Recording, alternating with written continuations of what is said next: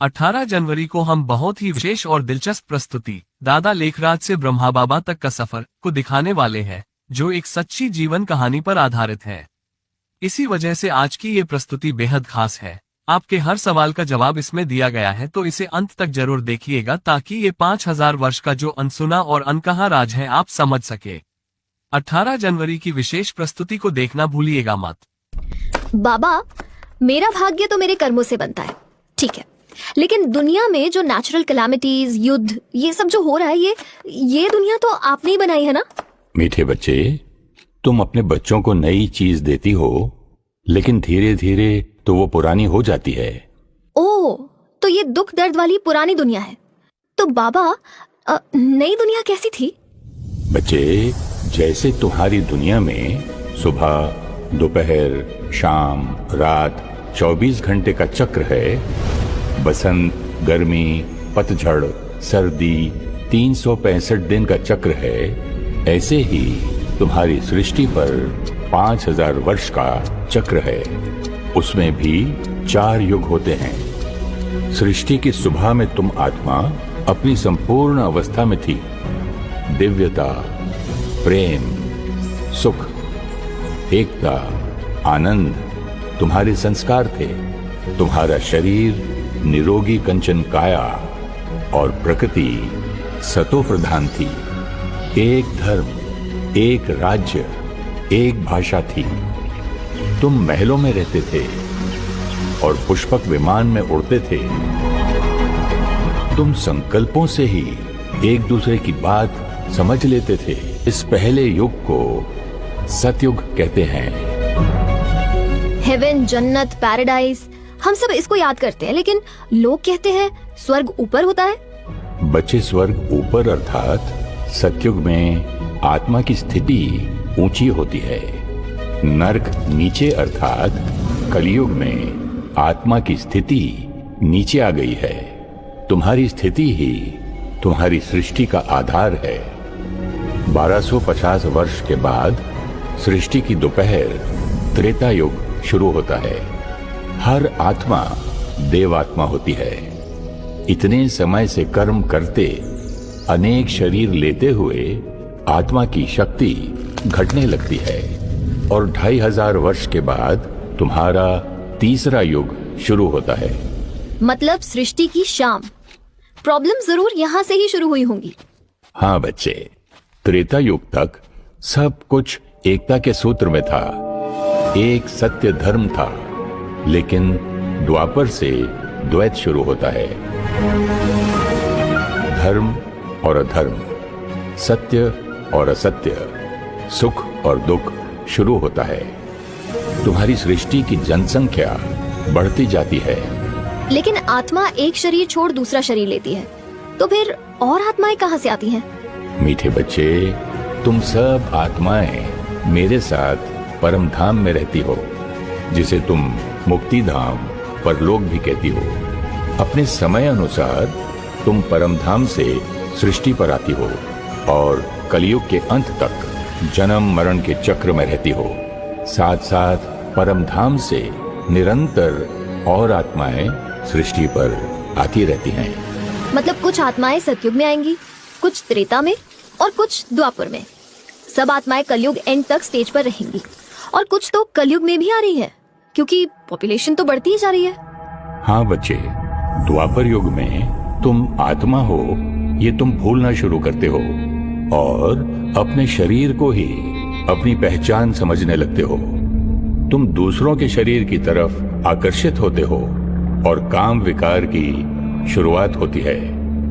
आत्मा की शक्ति घटने के कारण काम, क्रोध, लोभ, मोह, अहंकार तुम्हारे संस्कार बनने शुरू होते हैं। तो प्योर व्हाइट आत्मा पर द्वापर युग से दाग लगने शुरू हुए। बच्चे, जब विकार शुरू होते हैं तो दुख दर्द अनुभव होता है, और इसीलिए द्वापर युग में तुम्हें मेरी याद आती है। खुद को साकार शरीर समझने के कारण मुझ निराकार को भी साकार में ढूंढना शुरू करते हो, और मुझे याद करने के लिए मेरे चिन्ह शिव ज्योतिर्लिंग की स्थापना करते हो। मैं निराकार हूं और वो मेरा चिन्ह है। तुम अपने पूर्वजों की मूर्ति बनाकर उन्हें मेरा स्वरूप समझ याद करते हो। आपका मतलब है देवी देवताओं की मूर्ति, हम उन्हें भगवान मानकर ही पूजते हैं। बच्चे, तुम मुझे ढूंढ रहे थे क्योंकि तुम बच्चों को पता था तुम्हारे दुख हर कर तुम्हें सुख देने वाला तुम्हारा परम पिता परमात्मा ही है। तुम्हें याद दिलाने के लिए कि तुम सब आत्माएं हो, एक परमात्मा की संतान, आपस में भाई भाई हो, बहुत विशेष पवित्र आत्माएं परम धाम से तुम्हारी सृष्टि पर आई थीं। Zoroaster, Ibrahim, Moses, Mohammed, Gautam Buddha, Jesus Christ, Mahavir, Shankaracharya तुम्हें मुझसे जोड़ने आए थे, लेकिन तुम उनसे ही जुड़ते गए, अनेक धर्म बनाने लग गए। अगर हम उनकी शिक्षाओं पर चलते तो आज हम यूनाइटेड होते, लेकिन हम तो एक दूसरे से लड़ रहे हैं, युद्ध कर रहे हैं। जैसे तुम वैसी तुम्हारी दुनिया बनती गई और तुम चक्र के चौथे युग कलयुग में पहुंच गए। अब तुम पूरी तरह से भूल चुके हो कि तुम पवित्र शक्तिशाली आत्मा हो। तुम चीजों में खुशी और लोगों में प्यार ढूंढ रहे हो। काम, क्रोध, लोभ, मोह, अहंकार, ईर्ष्या, द्वेष, नफरत अति में पहुंच गए हैं। आत्मिक शक्ति कमजोर हो चुकी है।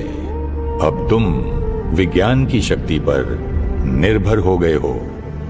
युद्ध, मानसिक और शारीरिक बीमारियां, अकाल मृत्यु, प्राकृतिक आपदाएं तुम्हारे जीवन को मुश्किल बना रही हैं। अब लोग कहते हैं कि प्रलय हो जाएगी।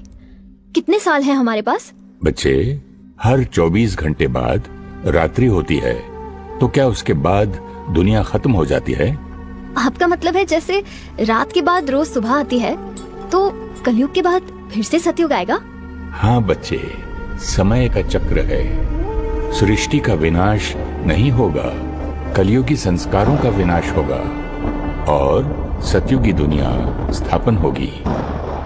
अच्छा बच्चे, ये बताओ, जो दिव्य आत्माएं सतयुग में इस सृष्टि पर थीं, वो अब कहाँ होंगी? कलयुग के एंड तक तो उन्हें स्टेज पर ही रहना है, तो वो यहाँ कलयुग में ही होंगी। कुछ समझ आया बच्चे? अब क्या समझ आना था?